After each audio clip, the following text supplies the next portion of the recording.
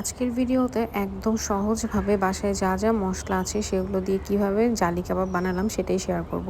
আসসালামু আলাইকুম, সবাইকে নতুন একটি ভিডিওতে ওয়েলকাম করছি। কাবাব বানাতে আমার সবসময় খুব ভালো লাগে, বাট জালি কাবাবটা কমই বানানো হয়, তো ভাবলাম আজকে বিফ জালি কাবাব বানাই। তার জন্য প্রথমে আমি এখানে মাংস নিয়ে নিছিলাম। মাংসগুলোকে আমি ব্লেন্ড করে নিছি, একদম মানে হাড় ছাড়া চর্বি ছাড়া মাংস যেটা আর কি। এরপর এর মধ্যে আমি দিয়ে দিলাম পাউরুটিটাকে একটু পানিতে ভিজিয়ে দিয়ে দিছি। এরপর দিয়ে দিলাম পেঁয়াজ, কাঁচামরিচ, টমেটো, আদা বাটা, রসুন বাটা সব কিছু দিয়ে এখন ভালো করে ব্লেন্ড করে নিব। ওই যে বললাম একদম মানে সহজভাবে কিভাবে কাবাব বানাবো সেটাই শেয়ার করব। কারণ কাবাব বানানোর মানে প্রিপারেশনটা আগে নেওয়া ছিল না, একদম জাস্ট হঠাৎ করে প্ল্যান হয়েছে যে কাবাব বানাবো আর কি। তো এরপর এর মধ্যে আমি মশলা দিয়ে দিচ্ছি ধনে গুঁড়া, জিরা গুঁড়া, গরম মশলা গুঁড়া, জাস্ট এতটুকু, আর কিচ্ছু আমি দিইনি, কোনো এক্সট্রা কাবাব মশলা বা কিছুই দিইনি। পরিমাণ মতো লবণ, কালো গোলমরিচের গুঁড়া আর সামান্য একটু চিনি দিয়ে ভালো করে কাবাবটা আমি মেখে নিব। এটা মেরিনেট করে আমি আধা ঘন্টার জন্য ফ্রিজে রেখে দিব, নর্মাল ফ্রিজে। তারপর এটাকে সবগুলো শেপ দিব। আমি এই যে আধা ঘন্টা ফ্রিজে রেখে তারপর শেপ দিয়ে দিচ্ছি গোল গোল করে। জালি কাবাবটা একটু বড় সাইজেরই তো হয়, ছোটো ছোটো হবে না।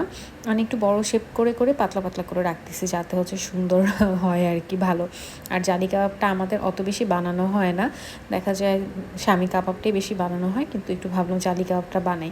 তো এর মধ্যে আমি কিন্তু একটু টমেটো সস দিয়েছি, সেটা দেখাতে আমার মনে নাই, টমেটো সসটা দেওয়া হয়েছে। তো এই যে সুন্দর করে এখন সবগুলো আমি গোল গোল করে নিছি। এগুলোকে এখন আমি ডিমে চুবিয়ে ভেজে নিব। আপনি এই অবস্থায় চাইলে ডিপ ফ্রিজ করে রেখে দিতে পারেন, 1 মাসের জন্য সুন্দর ভালো থাকবে।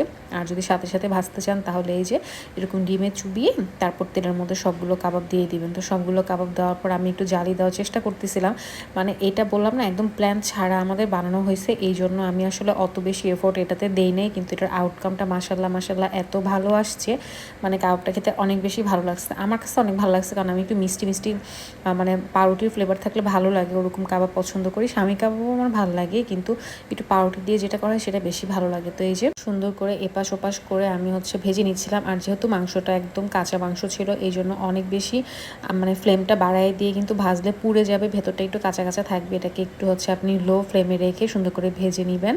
প্রথমে ভালো করে ভাজলে ভেতরটা সুন্দর জুসি হয়, অনেক বেশি হার্ডও হয়ে যায় না, মানে পারফেক্ট একটা ভাজে। এটা ভাজতে আমার মোটামুটি 15 থেকে 20 মিনিটের মতো সময় লাগছে। আমি অল্প আছে ভেজে নিচ্ছিলাম আর কি। তো এই যে আমার এখানে কাবাব রেডি হয়ে গেছে। মাশাআল্লাহ, এটা টেস্ট অনেক বেশি মজা হয়েছিল। ভিডিওটি কেমন লাগলো অবশ্যই জানাবেন। Thanks for watching. আল্লাহ হাফেজ।